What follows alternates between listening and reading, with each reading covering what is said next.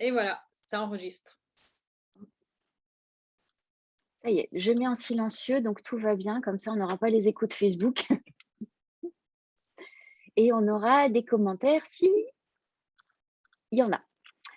Donc, eh ben, je suis hyper heureuse de faire mon premier live, ma première interview avec toi, Éléonore. C'est un honneur de te recevoir dans, dans cet espace.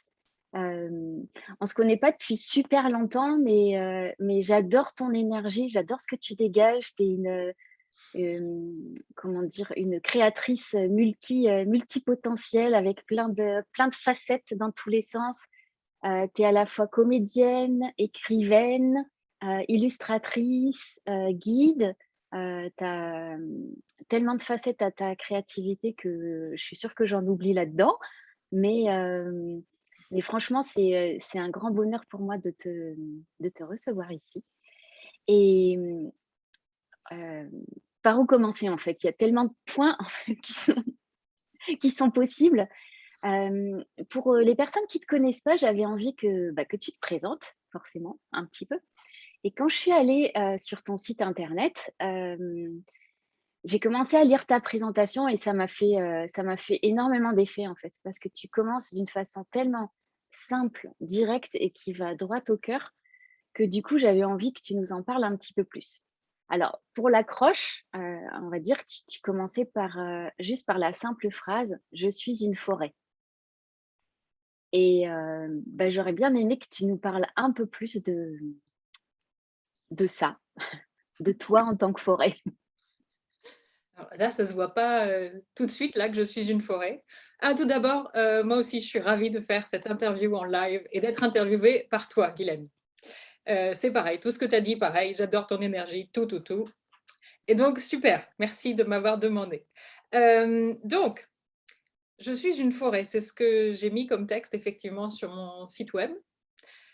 Et ce que j'ai écrit exactement, enfin exactement, mot pour mot, non, je ne l'ai pas par cœur, mais que je suis une forêt et que pendant longtemps, je me suis traitée comme on traite les forêts d'aujourd'hui, comme on traite les champs d'aujourd'hui, avec les méthodes d'agriculture intensive. C'est-à-dire qu'on veut aller vite, on veut du rendement, on veut de l'efficacité et eh bien, à force de vouloir toutes ces choses-là, mais de moi-même, en fait. Moi aussi, je voulais aller vite, je voulais produire, je voulais être productive, je voulais faire de l'art, je voulais créer des grandes choses. Et en même temps, eh ben, j'ai coupé mes idées parce qu'elles étaient trop farfelues. J'ai taillé mes rêves parce que de toute façon, mes rêves sont absolument énormes. J'ai labouré ma terre, mais en profondeur, donc ça a tout fichu en l'air. Et j'ai fait ça. En fait, je pense que je me suis traitée comme, comme l'agriculture intensive et comme on traite les forêts aujourd'hui. Malheureusement, trop de forêts, on est en train de les tuer. À défaut d'avoir un autre exemple, c'est comme si l'exemple à l'extérieur, bah, j'ai pas connu d'autre façon de faire et jusqu'à temps que je découvre, heu, j'ai envie d'appeler, j'ai envie d'appeler ça l'amour de soi, quelque chose que j'avais pas appris. J'en veux à personne de ne pas l'avoir appris, juste c'est pas quelque chose qu'on m'a appris, on m'a appris plein de choses.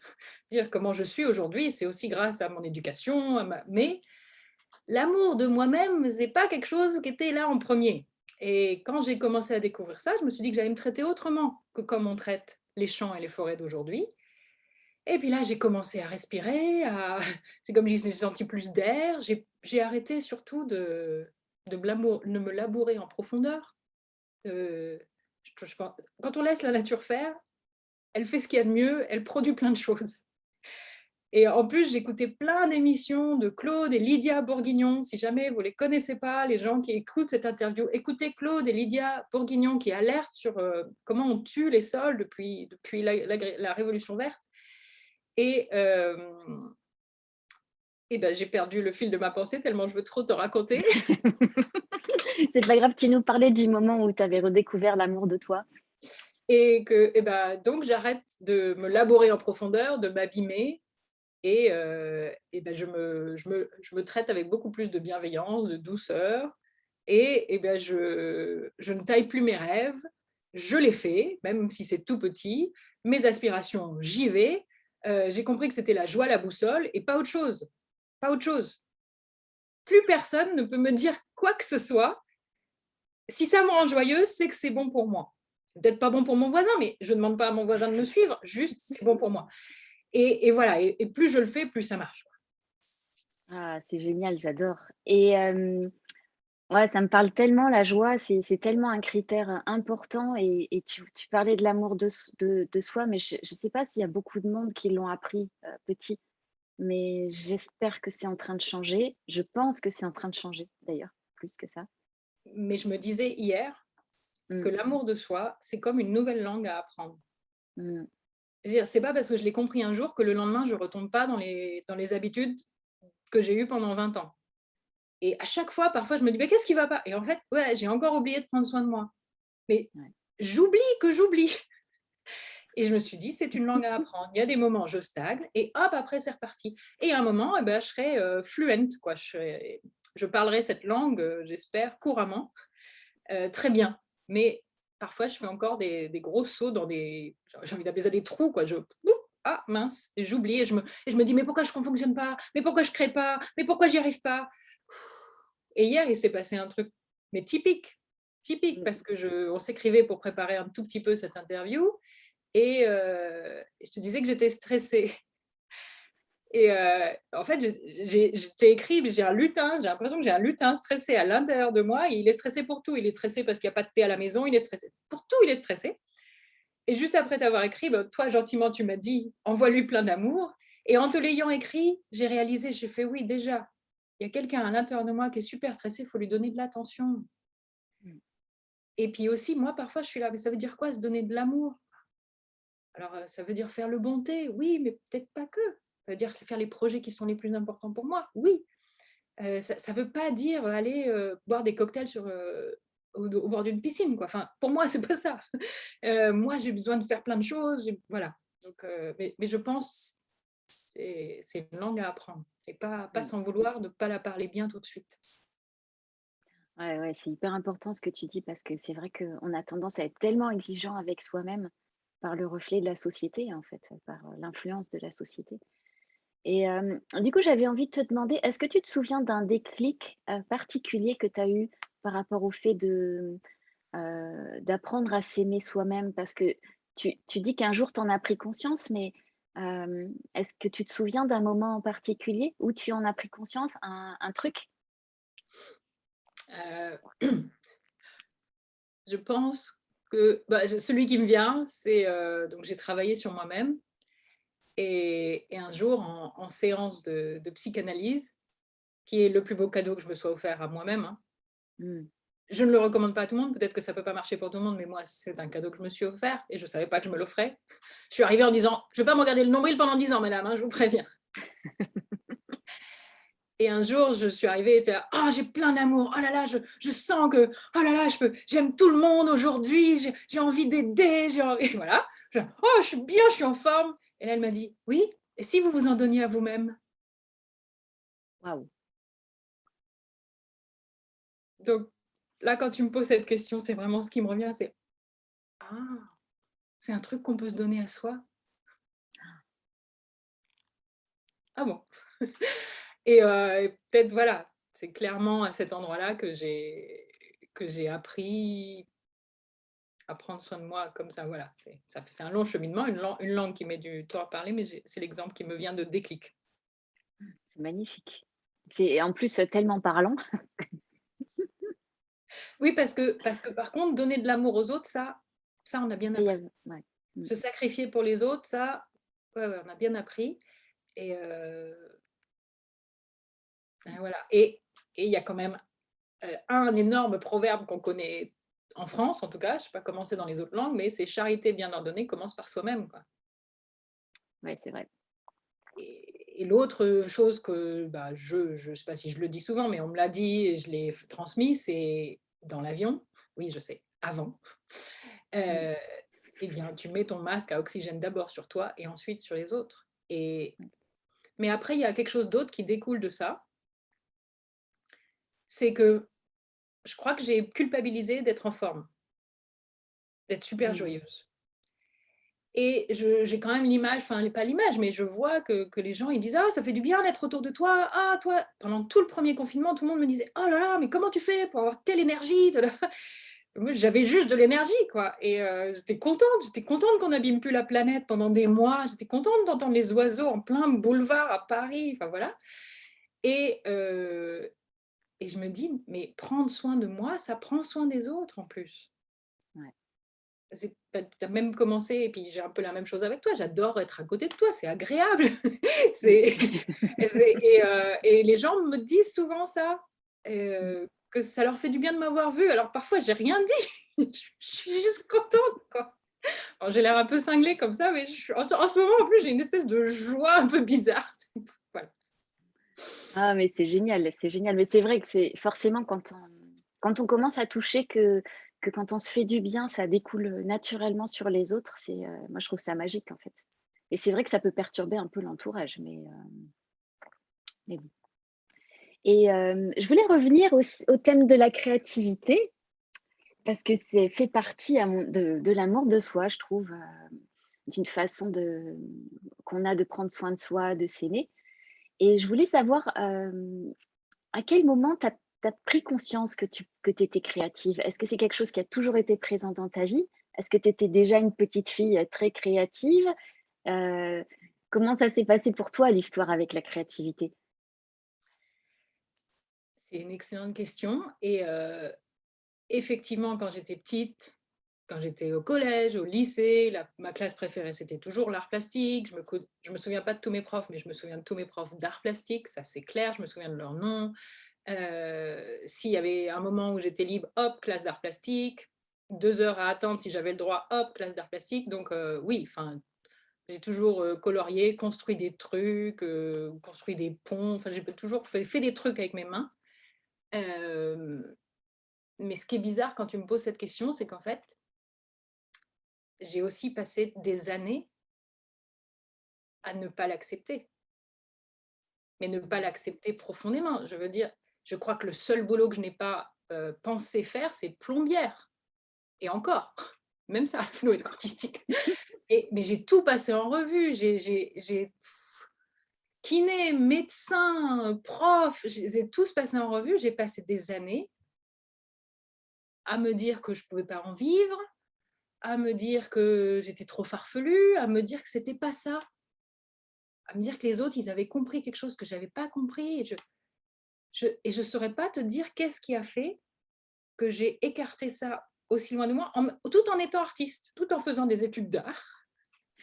C'est complètement contradictoire avec des parents. Alors moi, chance extraordinaire, hein. Il y a encore des familles aujourd'hui où j'entends: «Mon père voulait que je sois avocat, alors je suis avocat». Là, moi, j'ai une mère qui m'a dit: «De toute façon, tu es pas sûre de gagner de l'argent, alors fais ce que tu aimes». Waouh! Voilà, j'ai des parents extraordinaires qui m'ont toujours encouragée, qui m'ont payé mes études d'art, enfin voilà, et en même temps, eh ben, j'ai envie de relier ça au manque d'amour de moi. Mon essence, j'ai essayé, enfin, j'ai bien réussi à l'étouffer, et mon essence, c'est Mmh. d'être profondément artiste. Profondément. En fait, je le suis, et j'ai eu du mal à le dire, j'avais du mal à dire le mot. Je fais: «Oui, c'est un mot un peu valise, artiste». Non! Ben non, j'ai besoin de créer pour vivre, j'ai besoin de moi, le matin, je veux dire, j'ai besoin juste de coller 2 bouts de carton ensemble, de faire une petite sculpture, ça y est, je suis bien. Enfin, pour être disponible aux autres, j'ai besoin de créer, et si je le fais pas, beh, voilà, donc forcément, en ce moment, je suis super joyeuse parce que je crée, mais eh oui, je l'ai évité pendant très longtemps. Tu l'as évité et qu'est-ce qui a fait qu'à un moment donné, tu y es revenue? Est-ce que c'est lié à cette fameuse séance d'amour de soi? Oui, je Ouais, pense que c'est toujours en train de revenir. À chaque fois que tu poses la question, je me dis: «Bah, c'est ce c'est moment». ça. Alors peut-être pas ce moment, mais c'est puis aussi de comprendre, qu'en fait, c'est ça que je fais, naturellement. C'est-à-dire, je fais Mmh. des visites guidées, mais non, moi, je peux pas m'en empêcher, c'est des mini spectacles. Mmh. Je peux pas m'en empêcher, en fait. Quoi que je fasse, ça devient des trucs. J'écris une petite lettre. «Oh non, ça doit être une lettre, attention!» heu, Tu mets le tout panache. mais tout ce que je fais, j'ai besoin d'y mettre quelque chose, quoi. J'ai besoin que ça me fasse ça touche. j'ai besoin qu'il se passe quelque chose. Je ne sais pas bien les mots là.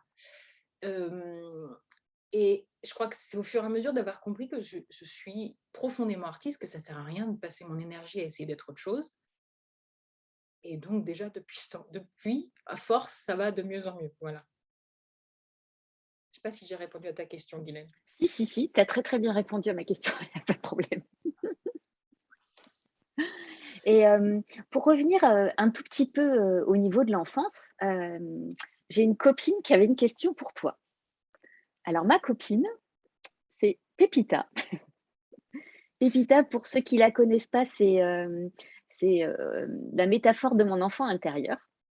Et donc mon enfant intérieur, il avait envie de te demander, quand tu étais petite, est-ce que tu avais, un héros ou une héroïne préférée?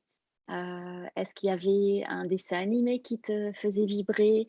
Ou est-ce que c'était un livre? Est-ce qu'il y avait, un personnage comme ça qui t'inspirait? Alors, bonjour Pépita. Je suis un petit peu embêtée avec cette question. J'avais un dessin animé que j'adorais, mais Ouais, moi, je ne peux pas dire que j'avais une héroïne ou un héros que je regardais. J'étais là, ah là, ils ont. Je pense que pendant très longtemps, j'ai pas eu de héros. Et même mes amis qui attachaient des posters de Johnny Depp dans leur chambre, moi j'étais là, bah non, enfin, je mettais des posters de dauphins. Bon, je sais pas si c'est mieux, mais j'avais pas je ne regardais, j'avais pas d'exemple en fait, dans les films ou dans les dessins animés.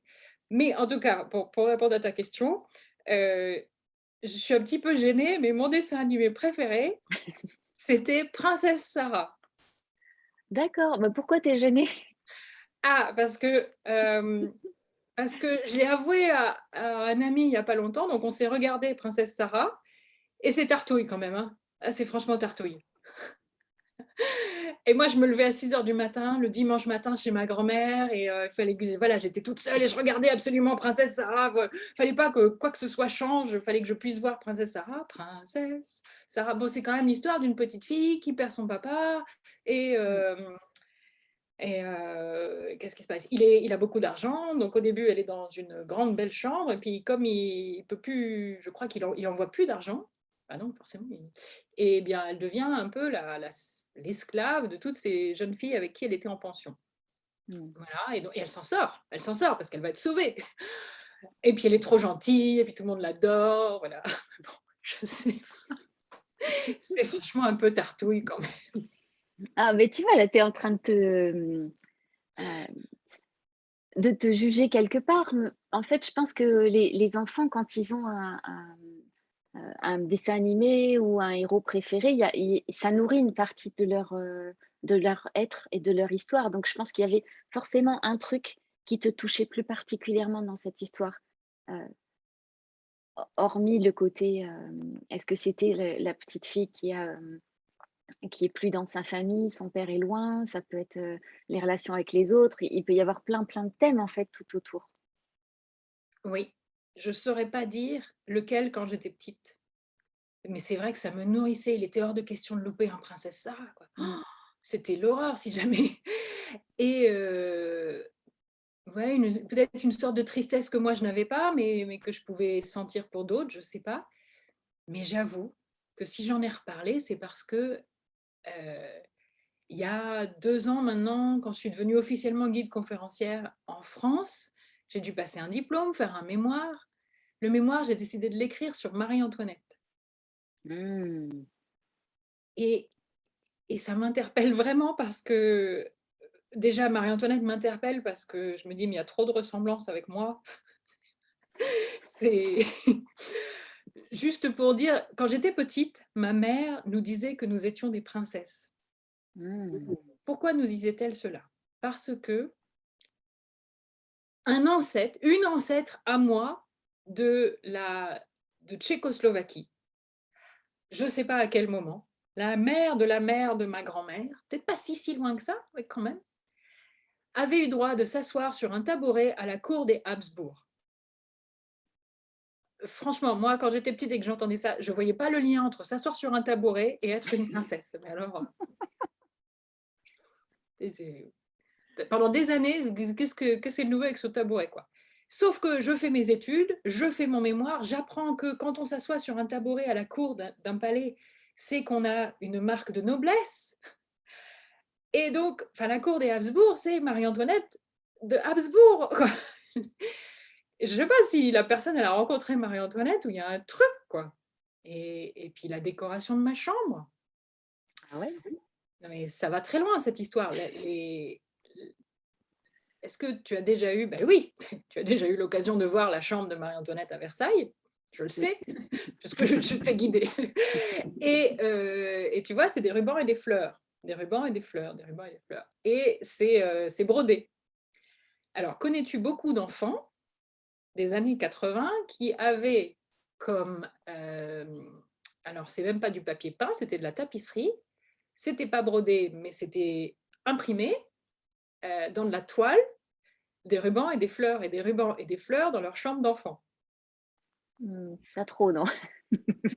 Qui, à part moi, et donc ma sœur, a eu cette chambre. Enfin, j'ai réalisé ça, on m'a envoyé un gros plan, bien une belle photo de ce papier peint, et enfin de la chambre de Marie-Antoinette. Je fais, mais en fait, c'était la même. Donc, enfin, et voilà, et des exemples comme ça, j'en ai beaucoup. Et je me dis, mais il y a un truc, quoi. Et je me réveille à un moment en me disant, et mon dessin animé préféré, c'était Princesse Sarah. Il y a un lien, donc, il y a un lien. Il y a quelque chose avec les reines et les princesses qui est en train de remonter à Ouais. la surface, Mmh. Et clairement. ça a commencé à remonter, tu disais pour ta thèse. Heu, Pourquoi tu as choisi en fait, Parce ce que thème? j'ai été à Shakespeare and Company, qui est une librairie absolument formidable anglaise au boulevard Saint-Michel à Paris. Une librairie où on peut jouer du piano, lire les livres, caresser un chat. Enfin, j'ai envie d'appeler ça une librairie humaine, c'est incroyable.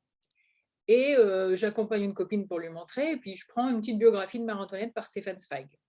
Je m'installe avec le chat, qui s'appelle Agathe, parce qu'ils l'ont retrouvé sur des livres de Agatha Christie, et je commence à lire Marie-Antoinette de Stefan Zweig. Et de toute façon, tout le monde connaît l'histoire de Marie-Antoinette. À la fin, tout le monde sait ce qui lui est arrivé. Franchement, j'ai lu déjà les premières pages, ça c'était formidable, j'avais plus envie de partir. Bon, juste, la beauté de l'écriture de Stefan Zweig était incroyable. Et franchement, je lisais ça comme un roman. J'étais dans le métro, j'attendais vite de pouvoir prendre un métro pour continuer, en me disant, mais peut-être que dans cette version-là, elle ne perd pas la tête. Mmh. C'est un portrait psychologique de la personne, où en plus j'ai fait, oula, on se ressemble beaucoup. Ah. Dans le portrait psychologique, j'étais un petit peu embêtée, elle était un petit peu à l'ouest parfois quand même. Mais en même temps, c'est ça qui m'a touchée. Elle était loin d'elle-même.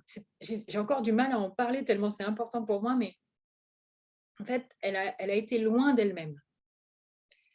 Elle était une toute petite fille et elle est arrivée dans cette espèce de prison dorée de Versailles et elle a passé son temps à essayer de vouloir la fuir. Elle a fui son rôle de reine, comme moi j'ai fui mon art. Elle a fui qui elle était, comme j'ai fui qui j'étais. Voilà. Et ça, juste, j'étais tellement touchée par ça. Mais à la fin, ici, il y a un truc qui se passe. Et franchement, non, mais c'était au point où quand je lisais, j'étais là, oh, elle est morte à 38 ans. Oh, et je lisais et j'étais là, c'est bon, j'ai passé. C'est bon, mon anniversaire est passé, j'ai 38 ans. C'est bon, moi, c'est bon. Mais en même temps, ouais, elle a perdu sa tête largement avant de l'avoir perdue, en fait. Où elle a perdu son corps. Et les deux étaient déconnectés. Et finalement, j'y vois plein de liens, plus tous ces liens physiques de ma famille, des Habsbourg, du papier peint. Je me dis, il y a un truc à faire là-dessus. Donc voilà pourquoi j'ai choisi j'ai eu envie de la réhabiliter, elle, mais en fait, peut-être que c'est moi que je réhabilite en la réhabilitant, elle. Donc c'est l'être Ah humain oui. en elle. C'est l'être humain en elle, mais en plus, c'est parlant pour beaucoup de personnes, actuellement, en fait. On est dans une époque où on recommence à se reconnecter à son corps et à se rassembler en tant qu'être humain. Donc, je trouve que du coup, c'est très, très, très évocateur comme métaphore. Et il y a ça. Donc je suis contente que tu l'aies compris parce que c'est encore tellement chaud. Je suis là, comment en parler? Mais il y a aussi tout ce qu'on a dit sur elle. Mmh. Tout ce qu'on a dit sur elle pendant qu'elle était vivante une fois qu'elle est morte, et encore aujourd'hui. Et Ouais. encore aujourd'hui, c'est rare, mais j'ai des gens qui m'ont dit, mais t'es royaliste si t'en parles tant pendant tes visites guidées. Et on continue à dire des choses sur elle. Et on est en 2021. Elle est morte il y a plus de 226 ans. Vous l'avez rencontrée, non? Et c'est ça qui m'intéresse, c'est aussi, mais ça c'est lié avec l'affaire Mila, les réseaux sociaux, comment on peut se permettre de parler de l'autre et à quel point, et l'impact des mots sur la personne, enfin, et sur nous qui recevons ces mots. Et c'est aussi ça, je me suis dit, je peux aller dans les écoles et faire un travail sur le stéréotype, sur l'impact des mots, les rumeurs, le gossip, quoi. Ça tue des gens. Je suis désolée, c'est pas très gai, mais bah, ça l'a mené à la mort, quoi. Et c'est hyper dangereux, et aujourd'hui, on le fait encore. Et c'est aussi cette partie-là où je me dis, il y a un travail à faire hyper intéressant, je la réhabilite, mais aussi pour comprendre, pour faire comprendre que c'était juste une humaine, Mm. qu'on soit d'accord ou Oui, pas avec ce qu'elle a fait. c'est vrai, c'est juste une humaine, mais c'est quand même incroyable qu'on en parle encore autant aujourd'hui, en fait. Elle a duré dans l'histoire. Donc c'est intéressant que tu la réhabilites justement avec une sensibilité qui est complètement différente et qui est plus de l'intérieur, en fait, vraiment en tant qu'humaine. Mm. Et du coup, je suis curieuse par rapport à ta thèse, en fait. C'était une thèse, c'était au moment où tu étais aux Beaux-Arts? Non, non, alors j'ai fait Non, 2 thèses, enfin j'ai pas fait des tu as fait thèses. 2 thèses, Ça s'appelle des mémoires, parce que c'est que des 10 000 mémoires. mots, je crois. Donc c'est des Ah mémoires, oui, j'ai pas travaillé pendant des années, hein. Heu, d'accord. donc je suis pas, voilà, c'est pas, je n'ai pas que pensé à Marie-Antoinette, quoique j'y pense quand même beaucoup. Ça c'était j'ai fait un mémoire sur Marie-Antoinette à la fin de mes études pour être guide conférencière officielle. Donc en 2019, voilà, j'ai fait un mémoire que j'ai ensuite, comment on dit, soutenu, devant un jury. C'était ça ta question. D'accord. Bah, c'est super parce que tu me fais ma transition. Je voulais savoir, comment tu l'avais amené, comment tu avais amené Marie-Antoinette, avec ton travail de guide et comment ça s'était passé, Est-ce que tu peux dans reposer la dans le fil de ton histoire, en fait. Donc là, tu me dis que, bah, voilà, tu as fait ton mémoire, en vue d'être guide, mais qu'est-ce qui t'a amené, en fait, à être guide? Est-ce que c'est Marie-Antoinette qui t'a donné envie d'être guide ou est-ce qu'il y avait des graines de guide déjà avant? alors, encore une question, passionnante, intéressante en tout cas. J'ai une réponse, intéressante. Hem, il y a des années, et je ne saurais pas dire quand, peut-être j'avais 20 ans, j'en ai 40, heu, j'ai dit j'ai pensé: travail de guide, ah, ça pourrait être marrant», et je l'ai dit devant quelqu'un dont je sais pas comment dire, je sais pas si je peux dire j'admirais, mais en tout cas, ce que cette personne me répondait, me disait, était important pour moi. Je l'ai dit devant cette personne et elle a dit: «Bah, tu vas pas faire guide». Bah bah non, qu'est-ce qui m'est passé par la tête? Je veux pas faire guide. Voilà. Non mais bon, comment on peut, les destins quoi, enfin, et j'avais pas, à ce moment-là, bah, j'étais en plein, je me traite comme les forêts avec agriculture intensive. On me dit non, je fais: «Ah bah oui, elle doit avoir raison». Hop, mais je veux pas faire guide, je suis artiste de toute façon. Alors comme en fait, je suis pas vraiment artiste, mais bon, hein, je fais des études d'art, je veux pas faire guide. Voilà, bon, et ça se met dans la terre, mais il y a rien qui germe pendant des années, et je vis en Irlande pendant 17 ans, et je fais pas 1000 et un métiers, mais j'en fais beaucoup. Je suis prof de français, j'organise des spectacles, et je suis entourée de copines qui sont guides. Enfin, je suis entourée de copines qui sont guides. Je fais: «Oh, oh!» Et là, je finis par écrire à une agence en leur disant que je pense que je pourrais être guide pour les Français qui viennent en Irlande. Je pense que je sais faire, je sais raconter des histoires, je sais aller sur scène, voilà, les anecdotes, c'est mon truc, j'habite en Irlande, je connais le pays, c'est bon. Et là, ils me répondent: «Super, vous commencez dans 3 semaines». Ah, j'adore. Alors là, j'ai lu l'histoire de l'Irlande en 3 semaines. J'ai pas dormi pendant 3 semaines. J'ai visité tous les châteaux en 3 semaines. Bon, voilà, je l'ai fait. avec une mais c'est pas possible, mais ils m'ont pris, mais donc là, les 50 Français arrivent, hop, dans le bus, on est parti toute la semaine ensemble avec mes amis qui m'ont gentiment rassurée en me disant mais de toute façon tu habites en Irlande donc tu en sais plus que oui d'accord mais bon j'ai pas quand même assimilé tout et puis en fait ça s'est super bien passé, je me suis éclatée. Et bon, la première fois, je ne vais pas te dire que j'ai respiré. La première semaine, je lisais les trucs la nuit, je me levais à 5 heures du matin pour apprendre bien sur la cathédrale truc. Mais surtout, au fur et à mesure, un jour déjà aussi, j'ai perdu toutes mes notes. Le bus, il a fait un grand virage et toutes mes notes se sont viandées dans le bus. Et là, le chauffeur m'a regardé, il m'a dit « Maintenant, tu vas être une bonne guide. » Comme Il y a dans les ça, films, hein. exactement, mais vraiment, exactement. On aurait dit un Mission Impossible, un truc, vraiment, il y a eu ça. Et c'est vrai que bon, allez, on arrête les notes. Et au fur et à mesure, j'ai lâché et j'ai fait à ma sauce. Et franchement, j'étais super contente de moi.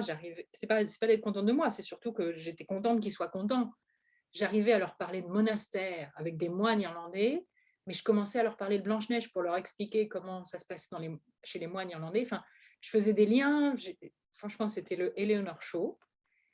Je m'éclatais. Et un monsieur a dit en fin de parcours, j'ai déjà vu des bonnes visites guidées, mais alors là, chapeau, j'étais là, ok, bon, je suis sur la bonne route, on continue.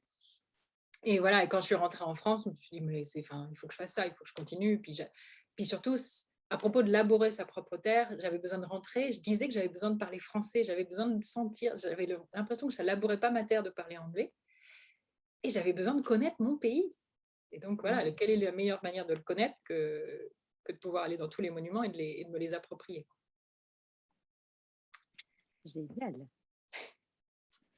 Et alors, je suis peut-être un peu voilà, tu vois, je me juge, mais bon, cela dit, ce qui se passe là-dedans, c'est que quand j'ai fait visiter la Sainte-Chapelle à un monsieur, juste pendant que je faisais mon stage à la Sainte-Chapelle, et qu'il vient me voir à la fin, enfin, c'est même pas à la fin, c'est que tous les surveillants me disent « Éléonore, il y a quelqu'un qui t'attend en bas ». Moi, ça me stresse toujours quand on m'attend. J'ai toujours peur que j'ai fait quelque chose de mal, j'ai dit quelque chose de bête, je me suis gourée, j'ai pas dit les bonnes dates. Bon, alors j'étais encore stressée, tu vois, bon, le petit lutin stressé en moi a encore paniqué. Et en fait, le monsieur, il s'est approché de moi, il m'a dit « Mais vous savez, je voulais vous remercier parce que d'habitude, moi, les églises et les cathédrales, ça m'ennuie profondément. Et là, je vous avoue, vous m'avez… comment il a dit d'ailleurs? Mince.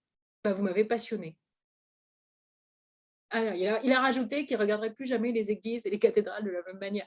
Dire moi qui n'avais jamais lu la Bible avant, merci monsieur, quoi. Merci. Et là, je me dis, bon, il n'y a pas que moi qui pense que je fais les bonnes choses, je suis sur la bonne voie. Et je me dis que si je peux changer le regard d'un monument pour quelqu'un, le regard que quelqu'un a sur un monument, c'est donc possible de changer le regard que quelqu'un a sur une autre personne. Je reviens toujours à ça. Ouais. Rendre humain, rendre vivant les choses. Toujours, toujours. En fait, c'est exactement ça. Moi, j'ai eu la chance de venir à Versailles et que tu sois ma guide. Et Versailles, j'ai jamais aimé, en fait. Tu me l'avais pas J'ai dit. jamais aimé. Mais je me suis dit, avec toi, j'allais forcément découvrir une dimension que j'avais pas vue. Et en fait, je voyais pas le côté humain dans Versailles. Et comme tu nous amènes cette façon de faire par l'humain, c'est ça qui est génial, en fait. C'est ça qui est génial. Donc, tu le rends vraiment tellement vivant et accessible. On a l'impression que finalement, ok, c'était une autre époque, mais c'était aussi des êtres humains. Ils avaient aussi des émotions, ils avaient aussi des problèmes, ils avaient aussi une vie d'humain, quoi. Même si c'était des rois ou des reines ou des princesses. Donc, J'essaie de et refaire ouais. ce que Stéphane Zweig a fait dans son livre. Mm. En tout cas, c'est une super inspiration, hein, et en fait, j'avais deux questions. Laquelle choisir? Laquelle choisir? C'est ça, laquelle choisir? Et je crois que tu avais une invitée qui t'avait, à qui tu avais proposé de venir. Est-ce que tu penses qu'elle serait disponible pour… Elle peut être disponible. Elle peut être disponible? C'est la première question. J'en attends une autre ou ou je fais venir mon invité? Oh, je pense que je lui poserai la question à ton invité. Je pense, OK. Alors, c'est une invitée qui est, elle est très délicate, hein, il ne faut mmh, pas non plus la brusquer.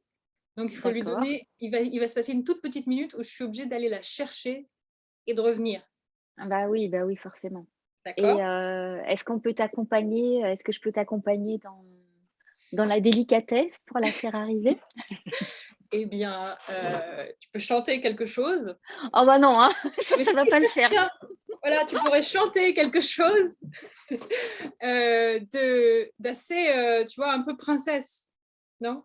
Avec Un des peu princesse. Oh là là. Ouais, tu sais quoi? Je vais aller regarder les commentaires en attendant, très bien, très bien. s'il y en a. Est-ce qu'on a des commentaires? Heu, Bon alors, je je vais la ne sais chercher. pas, je vais aller regarder. Vas-y, va chercher ton invité.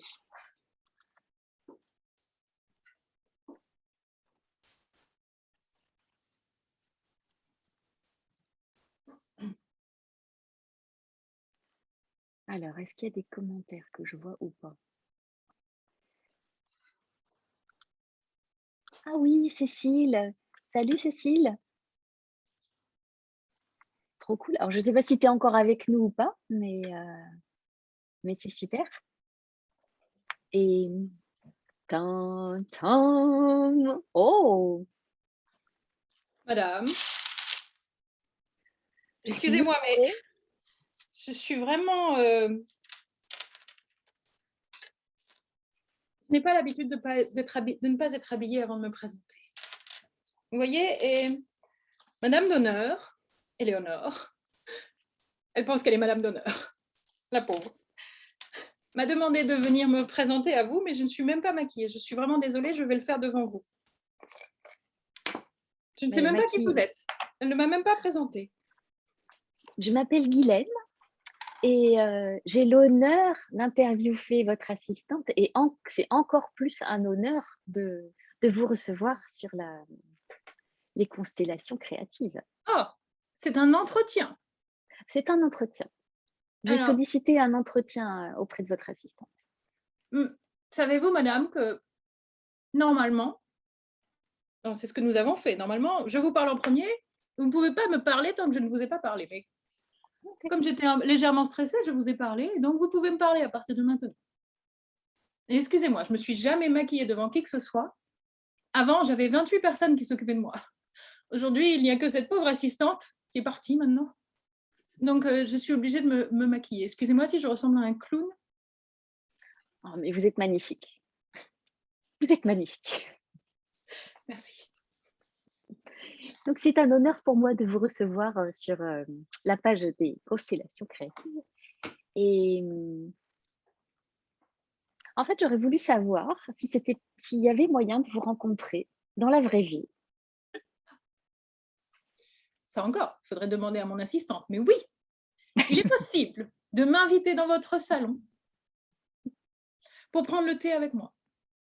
Alors, Mmh. comme vous le savez, j'étais une grande dépensière. Enfin, c'est ce que Versailles a dit de moi. Alors, pour l'argent, vous verrez avec mon assistante, car je ne sais pas gérer. Et je suis revenue aujourd'hui, mais les banques ont refusé de m'ouvrir un compte. Vous imaginez? Marie-Antoinette. Ils ont rigolé. Donc, vous pouvez prendre le thé avec moi pendant 1 heure et demie. Pendant cette heure et demie, je vous raconterai absolument tout ce qui m'est arrivé de mon point de vue. Oui, parce que je sais que vous avez eu le point de vue de beaucoup de gens. J'ai même été dans vos livres d'histoire, je crois, où je suis sûre qu'ils vous ont raconté que j'avais dit: «Ils n'en battent pas, qu'ils mangent la brioche». Je vous dirai la vérité là-dessus si vous le souhaitez. Mmh. Donc c'est possible. Marie-Antoinette se déplace dans toute la France. Dans toute la France? Waouh! Tant que vous ne m'accueillez, je ressemble vraiment à un clown là. Tant que vous avez un salon et si vous avez des sièges à peu près confortables, c'est tout à fait possible. Excusez-moi, c'est J'ai des vraiment sièges Louis XVI, ça devrait ce faire. sera parfait, Ce sera ce sera parfait. parfait. Des sièges Louis XVI. Mmh. Ah, si vous avez des sièges confortables, c'est mieux. Mais Vous savez, je suis souvent déçue. Je me demande parfois pourquoi vous m'avez fait couper la tête. Enfin, je ne l'ai pas coupée toute seule. Je suis souvent déçue. Mais si vous avez des sièges Louis XVI, ce sera parfait. Je me sentirai comme chez moi. Si vous avez des tasses de thé du 18e, fait par l'atelier de Sèvres, non. Non. vous avez... Mais j'apporterai mon propre thé fait à Versailles. Votre propre thé fait à Versailles? Oui, fait avec les oranges et les roses du jardin de Versailles. Vous savez, j'ai rien eu le temps de préparer, je suis vraiment confuse. Normalement, je viens avec ma propre boîte à thé, sur laquelle il y a écrit Marie-Antoinette. Ah. Connaissez-vous mon nom? À part Marie-Antoinette? Attendez, écoutez bien. Je m'appelle Marie-Antonia Josepha de Habsbourg-Lorraine. Pardon, j'ai même oublié un nom. Marie-Antonia Josepha Johanna de Habsbourg-Lorraine. Vous pouvez répéter? Non, je ne vais pas y arriver, je suis désolée. Donc, cela est mon vrai nom. Et en France, bien sûr, quand je suis arrivée, ils ont décidé de m'appeler juste Marie-Antoinette. Mais vous pouvez aussi m'appeler Madame Antoine. C'est comme ça que m'appelait ma mère. Madame Antoine? Oui, parce que nous parlions français à la cour des Habsbourg. Et quand avez-vous rencontré Éléonore? Voici une question. Quand elle est venue me rechercher pour m'inviter dans les salons des gens et boire le thé avec eux, à peu près il y a 2 ans maintenant. Je vous avoue que j'ai un peu du mal à me faire à certaines de vos habitudes. Mais il y a quelque chose que j'aime beaucoup que vous faites. C'est une activité qui est très exotique, qui vient de loin. Ça s'appelle le yoga. Ah oui. Et donc, Éléonore et moi faisons du yoga ensemble. Et savez-vous pourquoi elle m'a fait venir? J'aurais bien aimé avoir votre éclairage sur cette question. Vous savez, je suis arrivée à Versailles à 14 ans. Et je n'avais aucune idée de l'endroit où j'allais me retrouver. Je ne savais pas que dans la plus belle cour d'Europe, ce serait le théâtralisation du pouvoir 24 heures sur 24. Chez moi, bien évidemment, à Vienne, nous devions nous habiller, je devais jouer de la harpe devant les invités, bien sûr, nous avions des grandes cérémonies, mais il y avait des moments où nous fermions la porte, nous pouvions juste offrir des cadeaux et nous déguiser avec papa-maman. Je pensais qu'à Versailles, ce serait pareil, mais non. À Versailles, nous devons être en cérémonie, en performance, 24 heures sur 24. Et tout le monde a dit du mal de moi, car vous savez pourquoi j'ai été envoyée en France? Je suis désolée, j'ai été envoyée pour consolider l'alliance entre la France et l'Autriche. Ça faisait 200 ans qu'ils se battaient, il était temps de consolider cette alliance. Et donc, c'est moi qui ai été choisie. Quelle chance j'ai eue, ou je ne sais pas. C'est moi qui ai été choisie pour consolider cette alliance, et donc mon seul rôle était d'avoir l'air royal et de faire un bébé, faire un héritier à la couronne de France. Sauf que moi, j'aimais aller danser en bal la nuit à Paris, revenir au petit matin, lorsque mon mari Louis XVI se levait, lui, pour partir à la chasse. Donc nous n'avons pas eu d'enfants pendant la première année, ni la deuxième, ni la troisième. Et au bout de 8 ans, c'était tellement problématique que ma mère, après m'avoir écrit de longues lettres en me demandant de séduire mon mari et de trouver un moyen, n'importe lequel, pour faire un bébé, a envoyé mon frère pour qu'il ait une conversation dans les jardins de Versailles avec Louis XVI. Et c'est là qu'il a appris, et c'est ça que je veux dire. Ça n'est pas seulement de ma faute.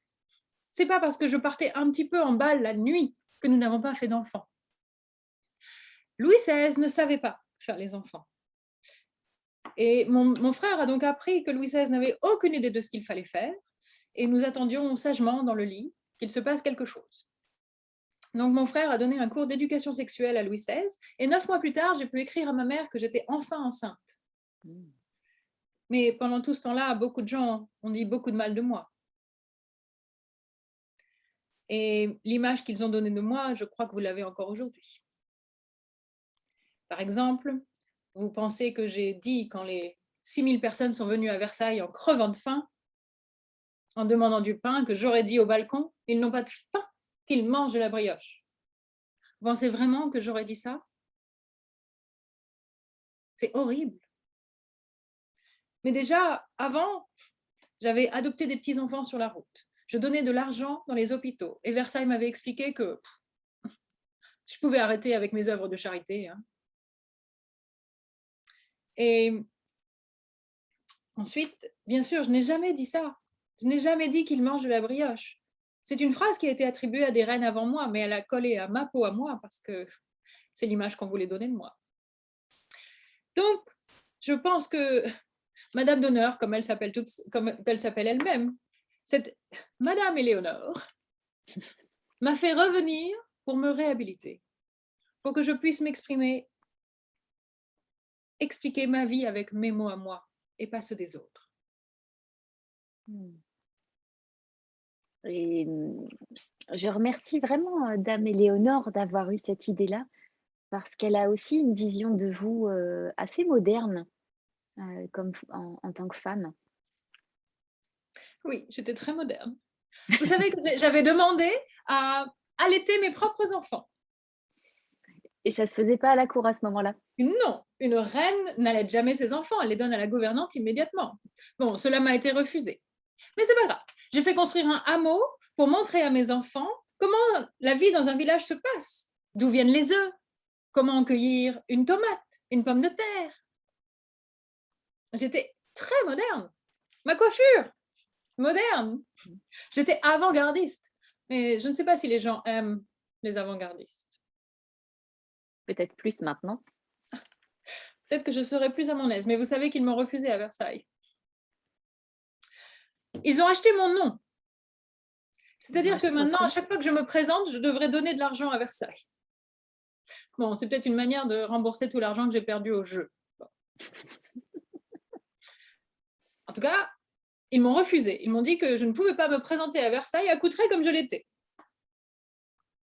C'est pourtant comme cela qu'on s'habille à Versailles. Et justement, si on parle de tenue vestimentaire, je crois que vous aimiez énormément les vêtements.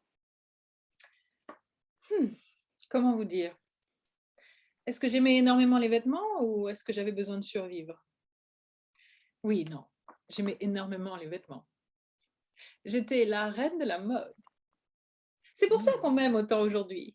Les gens disent que je suis, il faut que je vous dise, ils me nomment la reine du zapping, car je peux passer d'une idée à une autre sans même m'en rendre compte. Et je peux le faire avec vous à tout moment. Je m'excuse si vous n'arrivez pas à suivre, juste dites-le moi. Et j'étais la reine de la mode. J'ai inventé plein de robes avec Madame Bertin, ma marchande de mode. Elle venait jusque dans ma chambre. Ouh, sacrilège, révolution, la marchande de mode marche jusqu'à la chambre de la reine. Ouh. Oui, j'ai fait des petites révolutions, c'était pour les habitués avant. Un jour, j'ai aussi demandé à ce qu'on change les chandeliers de ma chambre. Et là, ils sont tous tombés malades. Il ne faut pas bouger trop les conservateurs. Et quelle était votre question? Ah, la mode. La mode. Oui, lorsque je suis arrivée, il m'a été expliqué, surtout, savez-vous que j'ai perdu tout ce que j'avais de Vienne. Alors, le jour où je suis arrivée, on m'a demandé de rendre mon chien, mes dames d'honneur, et de me déshabiller, car Versailles n'aurait pas su accepter le moindre tissu d'origine autrichienne. Wow. J'étais donc toute nue dans une pièce, et je n'avais droit d'en ressortir habillée qu'en française. Donc j'ai compris à quel point la mode était quelque chose d'important à Versailles. Et ne pouvant avoir d'enfants, j'ai dû m'exprimer, j'ai dû exister, m'imposer d'une manière ou d'une autre. Donc j'ai agrandi mes robes et agrandi ma coiffure. C'est plutôt léger aujourd'hui. Les poufs étaient d'au moins d'1 mètre au-dessus de la tête. Et c'était pour m'imposer, à défaut de pouvoir agrandir la peau de mon ventre. J'agrandis, c'est mes robes. Les gens disaient qu'à force, si la mode continuait, car ce que j'aurais adoré à l'époque, c'est avoir un compte Instagram. J'aurais eu le compte le plus suivi de Versailles. Toutes les dames de Versailles me suivaient et les gens disaient dans Versailles que si la mode selon Marie-Antoinette continuait, il allait falloir agrandir les portes.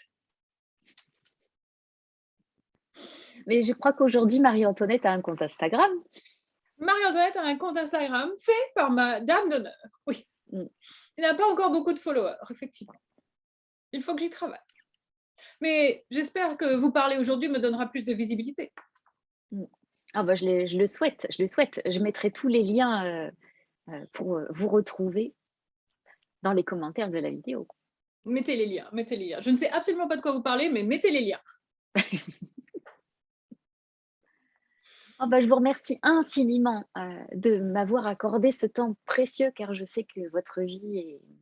Et oui, j'ai un emploi du temps hyper chargé.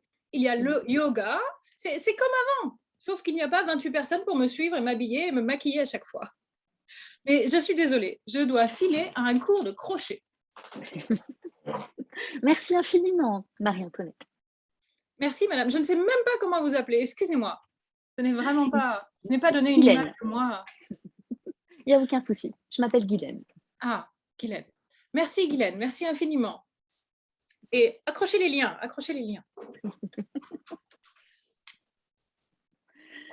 Ah là là.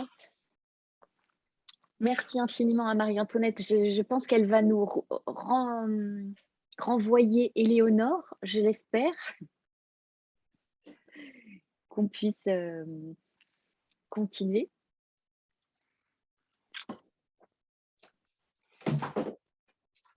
Ah, voilà Éléonore. Comment ça s'est passé avec Marie-Antoinette?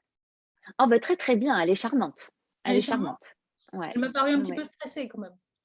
Au début, oui, peut-être un petit peu, parce que je pense qu'elle n'a pas forcément l'habitude d'être interviewée avec la technologie actuelle. Non, elle aime pas qu'on la bouscule. Ouais. J'espère que je ne l'ai pas froissée. Je lui demanderai. Mais j'espère aussi que tu ne l'as pas froissée.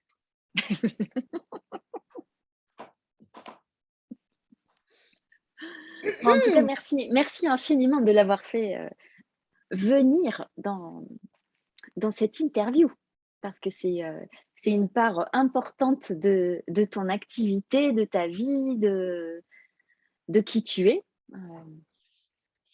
Oui, Et votre relation, elle est forte. oui, ça faisait un petit moment que je l'avais pas sorti. Je suis pas sûre on peut dire ça d'une reine.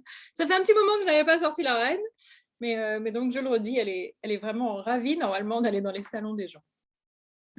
Et elle va que dans les salons des gens, ou elle va aussi dans certains salons de thé où c'est plus d'actualité? Alors, normalement, elle allait dans certains salons de thé, notamment l'endroit où ils ont créé un thé Marie-Antoinette. Mais en tant que dame d'honneur de la reine, j'ai décidé de ne pas aller dans les lieux qui demandent le pass sanitaire. Et donc, la reine ne va plus non plus dans les lieux qui demandent le pass sanitaire. Elle est tout à fait d'accord avec moi. Je comprends. Et du coup, donc ça, c'est vrai que c'est une grande part de ta vie, mais je crois qu'il y a d'autres facettes dont nous n'avons pas encore tout à fait parlé. Lesquelles? Lesquelles? Eh bien, toute la part... comment tourner les choses? Il y a quelque temps, tu nous as fait un spectacle aux Constellations Créatives qui a été un moment charnière pour toi. Ça a été vraiment une grosse révélation. Et j'aimerais bien que tu nous parles de ce moment-là et puis de ce que ça a déclenché derrière, en fait. Tu parles du moment avec le spectacle sur l'intuition. Oui, c'est ça, le moment avec le spectacle sur l'intuition. Parce que ça a été un moment magique. Franchement, pour tous les gens qui ont pu le regarder, ça a été magique. Donc, je crois que tu peux mieux en parler que moi. Enfin, tu peux parler de ce que toi, tu as ressenti. C'est quand même, les commentaires étaient absolument incroyables. Enfin, plusieurs personnes d'entre vous m'ont appelé personnellement, m'ont laissé des messages sur enfin, pas juste dans les groupes, mais bon, c'était juste, bah, c'était incroyable. Et en fait, je me rends compte que j'ai du mal à en parler parce que j'ai du mal encore à dire que je suis, profondément contre le pass sanitaire. Mmh. Mais c'est ce que j'ai dit dans le texte que j'ai lu lors du spectacle pour les constellations créatives. J'ai lu un texte, heu, peut-être qu'il faudrait que je le relise, où j'explique, bah, ce qui s'est passé et que je ne que je refuse de travailler. Donc je ne fais plus guide à Versailles, je ne vais plus dans les endroits qui demandent le pass. Mais ce que j'explique, c'est que quand j'ai pris cette décision, au moment tout l'été, je me suis posé la question: «Qu'est-ce que j'allais faire? Comment je vais faire? Est-ce que je vais continuer à me mettre des écouvillons dans le nez? De toute façon, non, parce que ça allait devenir payant». Enfin, voilà. Je dormais pas bien, j'étais pas bien, j'étais comme un espèce de truc entortillé sur moi-même, je continuais à travailler en même temps, donc à être guide. Et le jour où j'ai pris la décision, j'ai senti un truc magique. Enfin, un jour, on m'avait dit: «Tu peux faire le pendule quand tu as une décision difficile à prendre». Mmh. Et le pendule, je dis quelque chose, je suis toute droite et soit je sens que ça me met en arrière, et donc c'est généralement pas ça, et soit je sens que j'ai une énergie pour la chose, pour cette décision, et c'est ça. Mmh. Et Et donc j'ai écrit sur un bout de papier, bah, voilà, je peux continuer statu quo, je continue de bosser, donc le boulot que j'adore, lire les commentaires, tous les gens sont ravis, voilà. Mais puis je me le suis dit et puis je suis restée toute droite. Alors j'ai pas été en arrière, mais juste, voilà, bon, je peux continuer. Et puis je me suis dit: «Et puis je peux arrêter». Et là, j'ai commencé à écrire toutes mes idées, je me suis sentie aller vers de l'avant, j'ai commencé à dire: «Mais voilà, mais Marie-Antoinette, c'est pas grave, elle a pas besoin d'aller dans les cafés, elle ira dans les salons. Ben, mon spectacle, j'irai pas le faire dans les théâtres qui demandent le pass, et ben, j'irai dans les salons, j'irai dans la rue, j'apporterai la galerie des glaces dans le salon des gens, je ferai Victor Hugo dans la rue», j'en sais rien, mais j'avais une énergie, un truc incroyable que j'avais pas ressenti depuis très longtemps, en fait. Voilà, je me sentais bien. Enfin, c'est quand même bizarre de dire ça, à quel point je me sentais bien avec une décision pareille. Ça veut dire plus de revenus quand même. Et bah, voilà, je me sentais bien en me disant: «Mais c'est ce qu'il y a de plus juste, c'est pas un truc où j'essaie de suivre qui que ce soit, où je me rebelle contre quoi que ce soit, c'est juste, pour moi, c'est pas juste. C'est Mmh. profondément pas juste et je suis pas d'accord». Mais profondément, enfin et je suis d'accord par contre pour construire autre chose. Mais je suis d'accord, Mmh. mais à l'intérieur de moi, j'ai l'impression que c'est la surprise party, quoi. C'est: «Ouais! On va enfin arrêter d'abîmer le monde, on va enfin arrêter de cautionner toutes ces choses que je trouve, qui ne me correspondent pas». Voilà. Et donc ce qui s'est voilà, c'est vraiment c'est un moment charnière d'avoir osé prendre une décision en sautant dans le vide, littéralement. Littéralement, j'ai sauté dans le vide. Bon, j'avais un petit peu voilà, il me restait des petits sous de cet été, hein, il me reste encore un petit peu des sous de cet été. Voilà. Et c'est là que la tête, créative se met en marche sur comment je vais faire? Comment je vais faire Mmh. quelque chose qui est juste pour moi? Et ça ne veut pas dire rester chez moi, voilà, faire plein de choses, Mmh. intéressantes, mais qui me correspondent et qui nourrissent un monde que je veux nourrir. Mmh. Et est-ce que justement c'était pas une occasion vraiment fantastique qui quelque part, qui est cette histoire de passe pour te permettre d'accéder à une autre part de créativité, heu, en toi qui était présente, mais qui était pas aussi, déployée, on va dire? Je pense sincèrement, ça va faire très bizarre si des gens regardent cet entretien, mais encore ce matin, je me disais: «Merci Corona». Mmh. Merci Corona.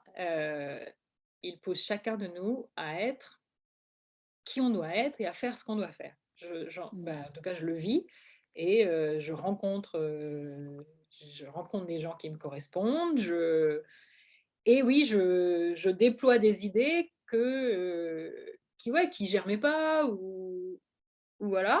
Alors là, le truc, c'est que je suis en train d'en déployer plein en même temps. Donc, Guylaine, il faut me canaliser un petit peu. Ça marche. Beh, il y en a une qui est en train de sortir, en fait, qui est en train de pointer son nez, qui est un peu plus, on va dire, un peu plus aboutie, un peu plus, au-dessus du lot que les autres. Est-ce que Eh, tu as envie de nous en parler? Est-ce que il s'agit de l'être? Est-ce que, Oui! euh, mais en même temps, tout est lié. Alors, j'aimerais bien essayer de tout lier euh, pour en parler. Mais si tu ne comprends rien, tu me le dis. Parce que quand je dis merci Corona, Mmh. en fait, je, ça me fait penser, ça va trop, bon, ça me fait Vas-y. penser à une chose, à une nouvelle offre que j'ai, qui est Mmh. d'accompagner les autres, les personnes qui le souhaitent, à raconter leurs propres histoires. Et quand je Mmh. dis ça, c'est pas juste faire une histoire, c'est pas un travail que littéraire, c'est vraiment un travail profond. C'est certainement c'est un accompagnement d'être, je sais pas comment dire ça, parce que quand on s'approprie sa propre histoire, voilà, on se la réapproprie, on n'est plus à se dire oh j'étais victime, oh là il m'est arrivé ceci. Tout ce qui nous arrive, on en devient responsable. On Mmh. voit les forces qu'on a gagnées grâce à des choses horribles qui nous sont arrivées peut-être ou quoi que ce soit. Mais on est l'acteur principal ou l'actrice principale. Et j'ai réalisé, j'en ai fait un accompagnement où je suis en train d'en faire un en ce moment, et avec des histoires pas drôles, au fur et à mesure que la personne me les raconte, je, je vois que la personne, elle commence à reprendre le dessus. C'est Mmh. difficile d'en parler. Et voilà. Alors, le lien, il est avec les champs et les forêts. Ah bah, j'étais exactement en train de me le dire, ça. Il y avait ce côté global où tout est lié, en fait. Et je pense que quand je dis que je me suis traitée comme une forêt, enfin, pas comme une forêt, avec les techniques d'agriculture intensive, je pense que j'ai labouré ma propre terre avec les techniques d'agriculture intensive. Les techniques d'agriculture intensive, elles labourent en profondeur, elles mettent toutes les petites bêtes qui sont au-dessus de la terre, elles les mettent en bas. Donc les petites bêtes qui avaient Mmh. besoin d'oxygène n'en ont plus. Et elles retournent les petites bêtes qui n'en avaient pas besoin au-dessus. Donc elles dessèchent et elles meurent.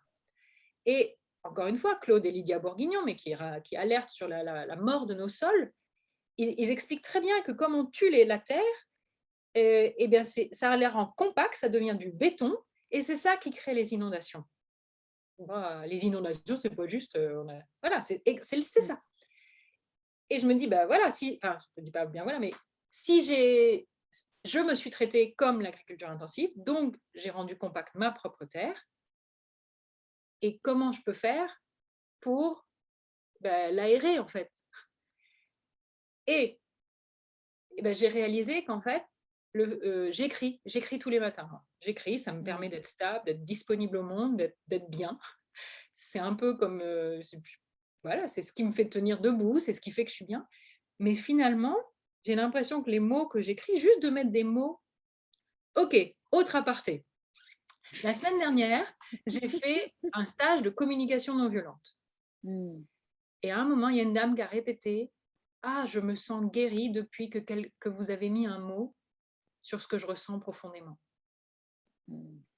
Ça m'a vraiment marqué. Elle était tellement. Vous vous rendez compte, c'est un stage, on apprend la communication non violente, et il y a cette dame qui n'arrêtait pas de répéter: «Je me sens guérie», parce qu'on a mis un mot sur ce qu'elle ressent profondément.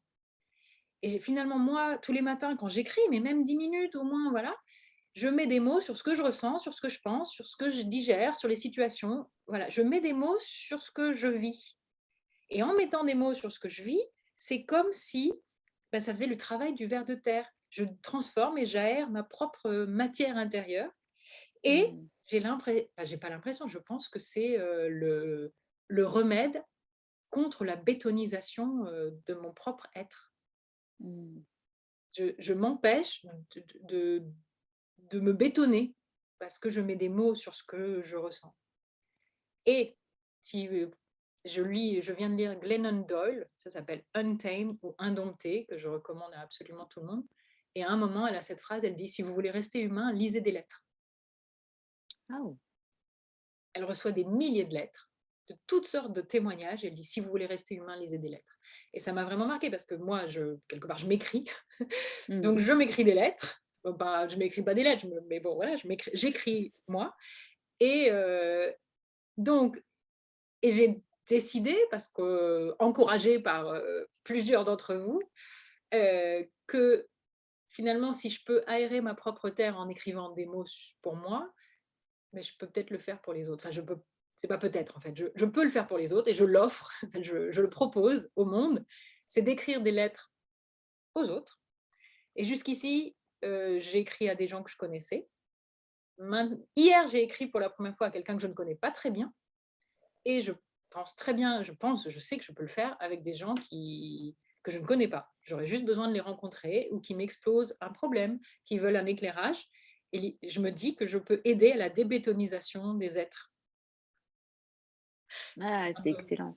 Mmh. Je ne sais pas J'adore. si c'est un peu fort comme phrase, mais Bah, en fait, ce que je comprends, c'est que tu aides à travers une lettre et à travers des écrits à remettre l'écosystème intérieur en route, en fait.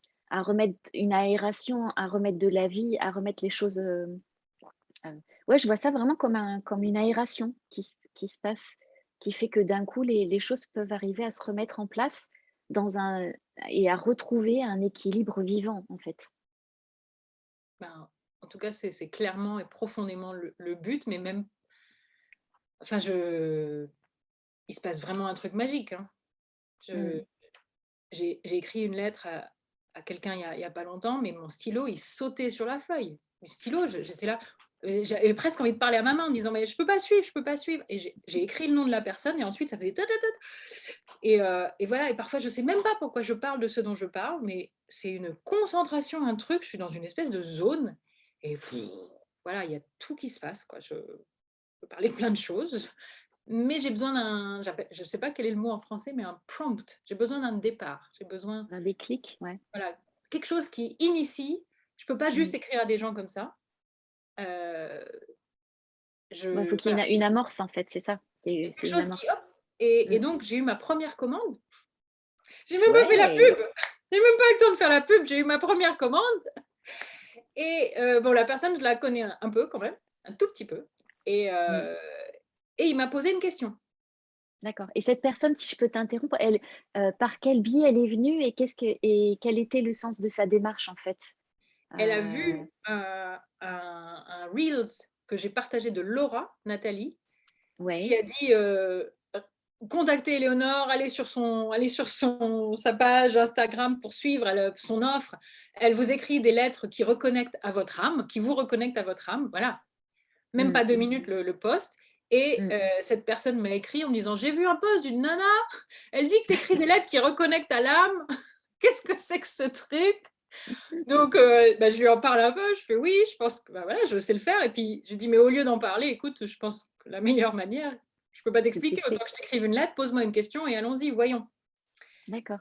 Et il s'est passé exactement ce qui se passait quand j'écrivais l'intro, quand je faisais des interviews à la radio. Mmh mh. J'interviewais les gens, donc j'étais plein d'eux en fait, j'étais imbibée de leur personne. Le lendemain, voilà, avant l'interview, je voulais toujours écrire un petit texte d'intro. C'était pour moi des bonheurs d'écrire ça, ça pouvait me prendre des heures, mais je choisissais chaque mot et tout. Et j'avais des visions le matin, j'avais des visions, j'avais des images, un délice. Et déjà, ça m'est toujours resté que j'adorais ça. Donc là, je me dis, mais je peux le faire plus profondément. Donc j'ai besoin de parler à la personne. J'ai besoin d'un petit truc quand même pour sentir quelque chose. Et Mmh. ensuite, c'est parti. Et voilà. Génial, et du coup, tu envoies ça par la poste, J'envoie ça par la poste pour l'instant. Voilà 2 lettres. Pour l'instant, ouais, dans des enveloppes jaunes, magnifiques, mais il y aura toutes les couleurs. il y Oui, aura oui, alors l'idée, c'est ça, hein. C'est que ce pas des lettres du tout écrites à l'ordinateur, ce sont des lettres que j'écris à la main, mmh. avec mon stylo plume, parce qu'il se passe autre chose que quand j'écris sur ordinateur. Et si vraiment la personne veut les recevoir écrites à l'ordinateur, c'est possible, je peux toujours les retaper, mais moi d'abord, je les écris à la main. Et puis, Mmh. enfin, bon, moi, ça fait longtemps que je n'ai pas reçu de lettre, mais j'en ai reçu une à Noël l'année dernière, et quel bonheur! Ah bah, c'est clair que, surtout recevoir une lettre comme ça qui est c'est pas une facture, c'est pas une pub, c'est quelque chose de c'est un vrai cadeau en fait que qu'on reçoit. Mmh. Et voilà, c'est pas une exactement et je me dis, il y a même un truc en plus, c'est que cette lettre, elle est écrite de moi à cette personne. Personne d'autre ne la lira. Mmh. Si elle ne veut pas que ce soit lu, personne d'autre ne la lira. Il y a pas d'algorithme qui vont piocher les mots-clés. Oui, c'est vrai. Et je me disais aussi là dans la lettre que j'écrivais, je me disais: «Mais cette personne, s'il y a quelque chose qu'elle a pas compris, elle peut toujours revenir sur la lettre». Alors vraiment la question que j'ai eue, c'était clairement une sorte de coaching. Parce que j'ai une question D'accord. vraiment sur comment vivre quoi, comment Mmh. revivre en fait. Donc voilà, c'était clairement une question de coaching mais j'ai expliqué ça à ma manière et je me dis: «Mais ça infuse différemment». C'est pas Mmh. juste une conversation où à la limite la personne pourrait me dire: «Tu as dit ça la dernière fois et tout». Non, la personne est enfin, c'est comme lire de la poésie. Je dis pas que c'est poétique mes lettres, mais c'est la poésie. J'ai acheté un livre il y a pas longtemps, c'est de la poésie pharmacie. Et ils Mmh. disent bien au début, si vous savez pas lire un poème, ne vous en faites pas. L'idée, c'est juste que ça infuse. Lisez-le tous les jours. S'il vous appelle, lisez-le tous les jours. Et c'est hyper important pour moi, cette idée d'infusion. Ça infuse en profondeur. C'est en silence et en profondeur. Et je me vois un petit peu comme un ver de terre. L'ambassadrice des vers de terre. Mmh. Oui, on a la tasse de thé et le verre de terre, en fait. Mais c'est vrai que ce que j'aime bien ce que j'adore dans cette idée, c'est que tu as le côté de prendre le temps. Heu et c'est vrai que quand on a une lettre, quand on reçoit une lettre, un objet comme ça qui est aussi précieux, on n'a pas envie de le lire comme on regarde son téléphone, quoi. On a envie de prendre le temps, de savourer le moment. C'est quelque chose qu'on peut relire plusieurs fois et comme tu disais, laisser infuser, mmh. Et mais enfin, je vois que tout ce que je fais est lié parce qu'il y a très longtemps, j'ai créé un spectacle qui en anglais s'appelait A Spoonful of Silence. Je l'ai traduit pour le jouer en France et j'appelais ça une infusion de silence. Et c'était déjà l'idée de se retrouver. Il y a tout un Mmh. spectacle, il y a une histoire, mais c'était un spectacle pour se retrouver, soi. Parce que c'est mon grand truc à moi. J'ai eu du mal, j'ai eu tellement de mal à le faire que maintenant, ça y est, j'ai compris, je connais la technique, j'y vais. Enfin, c'est pas, ouais, si, la technique, le chemin pour rester le plus proche de moi. Et, et c'est avec les mots, en tout cas, que moi, j'arrive à le faire. À travers des Mmh. spectacles, et là, je me dis, mais, ouais, mais des lettres. Ah ouais, c'est génial et du coup, donc tu as créé un site internet où on peut te commander ces lettres? J'ai créé un site internet. L'offre est rajoutée sur le site, ça s'appelle «Je t'écris une lettre manuscrite». C'est donc, il suffit d'aller dans les accompagnements, il y a les parties spectacle, il y a la partie guide, vous perdez pas, je suis une forêt, il y a plein de choses qui poussent, mais n'ayez pas mal à la tête. Paniquez pas si vous allez sur mon site, c'est dans accompagnement et le deuxième accompagnement, c'est «Je t'écris une lettre manuscrite». Hem Ouais, après il y a toujours le problème du prix. Je pense que c'est très difficile de mettre un prix. J'en ai mis un parce que j'ai vraiment senti que je donne énormément, ça Mmh, me prend plusieurs heures et je me mmh, disais: «Mais tout ce que je suis, c'est ce que j'écris». Enfin, j'écris pas tout ce que je suis, mais je suis capable de le faire aujourd'hui avec tout ce que j'ai investi en moi, quoi. mmh, mmh Tout mh. ça, c'est d'une certaine manière dans la lettre. Après, si quelqu'un vraiment, voit cette interview, vibre avec cette idée et me dit: «Ouais, non, mais là, j'ai pas les sous pour payer une lettre, mais vraiment je sens que», parlons-en, parlons-en. Je pense Mmh, que j'aimerais bien que la personne me paye après avoir reçu la lettre et qu'elle décide mmh elle-même, mh. en fonction de ce qu'elle a ressenti, de ce qu'elle a vécu. Heu, tu essayer de ce fameux paiement de libre et conscient. Mmh. Parce que c'est quelque chose de tellement intime, Ouais, c'est ouais. fragile quoi, c'est subtil, c'est souterrain et c'est difficile de mettre un prix sur quelque chose de souterrain. Donc j'en ai quand même mis un, mais surtout discutons-en. Mmh. Ça marche et ouais, c'est vrai que quand ce sont des choses qui viennent du cœur et de l'âme, c'est toujours, ça peut être un peu compliqué de mettre un tarif, mais en même temps, c'est important de pouvoir, avoir qu'il y ait un échange d'énergie qui soit juste dans les 2 sens parce que tu y mets, toute ton âme, tu y mets tout ton cœur, tu y mets tout ton vécu. Moi, ça me fait penser à la citation il me semble que c'est Picasso qui dessinait comme ça sur un coin de table.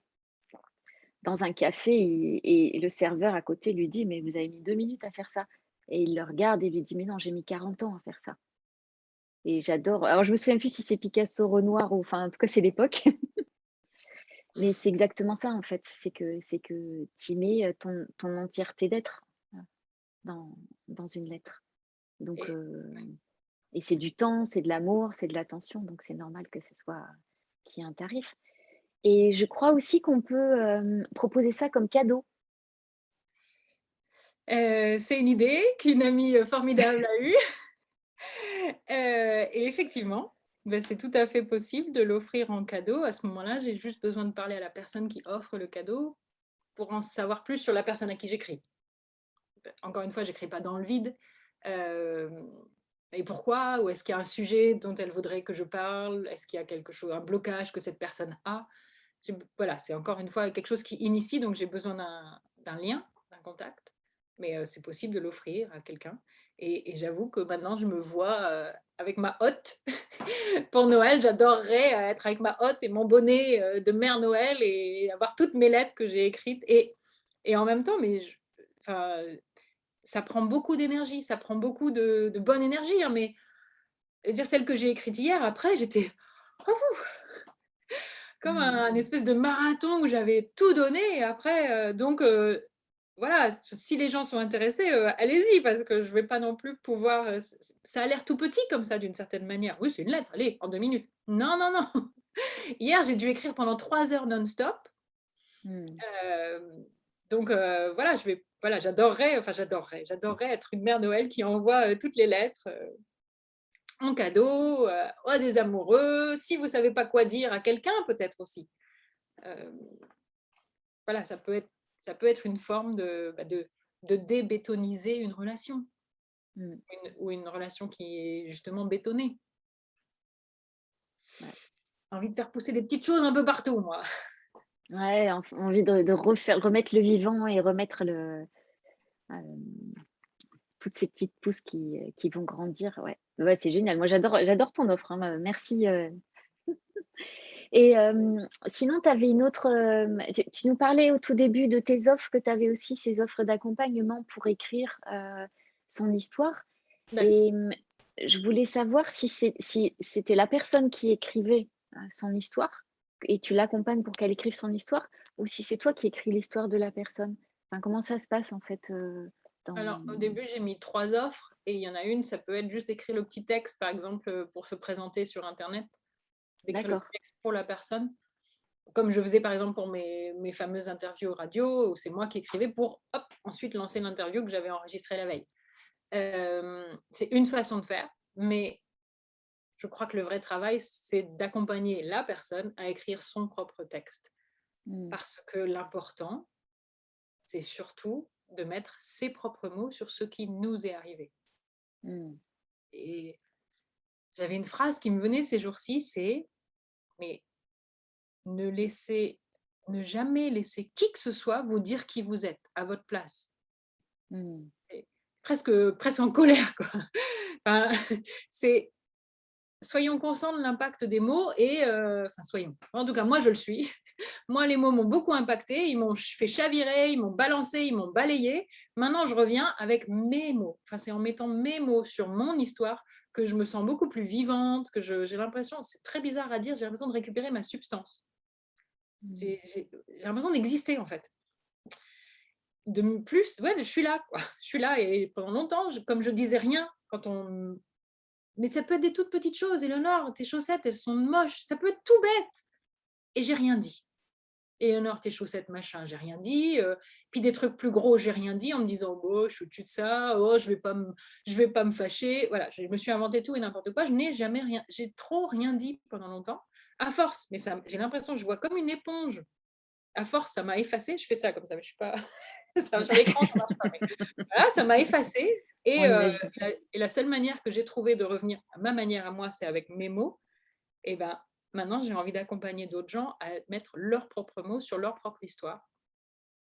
Euh, donc, voilà, il y a deux façons. C'est soit j'accompagne et on fait des textes et il y a on peut avoir une scène que Mmh. j'organise, pour l'instant au sein des constellations créatives, mais ça peut être ailleurs, une scène où les gens viennent présenter leur texte, dire à haute voix, se dire. Et deuxième étape, je viens chez vous et on écrit le texte ensemble, je vous accompagne et j'accompagne la personne et je filme. Donc, je fais un petit film de la personne qui se présente. Ça peut être utilisé pour les sites web, Instagram et tout ça. Voilà, ça peut vraiment aider à la visibilité, mais surtout à revenir à soi, comme d'habitude. Mmh. Ah ouais, c'est génial parce que je trouve que là, tu as créé tout un truc, extrêmement cohérent, en fait, dans ton univers. On revient sur ton image de la forêt, mais tu as plein de propositions qui sont différentes, mais qui sont vraiment reliées, heu, dans la même veine. Bah, si je t'ai pas perdu, c'est bon parce que mais oui, je pense vraiment que c'est relié. C'est pour ça que j'ai du mal quand tu me poses une question à répondre. Non, mais c'est génial, c'est génial. C'est génial. Puis en plus, ça me fait rire parce que tu vois l'illustration que tu as juste derrière toi, c'est quand même un arbre. Oui. Alors, c'est de là que vient l'idée de dire: «Je suis une forêt» parce que, j'ai là, c'est un arbre à grenouilles. Ceci Un est un arbre à grenouilles, grenouiller. ouais. Mmh. Il y a aussi des flamants rosiers et des giraffiers. Mmh. Donc oui, oui, voilà, mais ça, c'était il y a des années. Enfin, bon, celui-là, il date de 2019, mais je le fais pas exprès. Tout ça, je le savais pas. Ce que je suis capable de te dire aujourd'hui, je le Mmh. savais pas avant. J'étais pas capable d'en parler comme j'en parle aujourd'hui, de revenir avec les mots, de s'exprimer, d'exister par les mots. Et j'étais déjà en train de faire des arbres, enfin des animaux qui étaient transformés en arbres, des mots qui poussent sur des arbres. Il y a tout, voilà, ça pousse partout, quoi. Mmh. Ah non, mais c'est génial. En tout cas, ben, écoute, je te remercie infiniment, pour ce moment. Franchement, j'ai pas vu passer le temps. Mmh. On avait dit 1 heure. Ouf. Ah non, mais c'est pas grave, il y a pas de souci. Et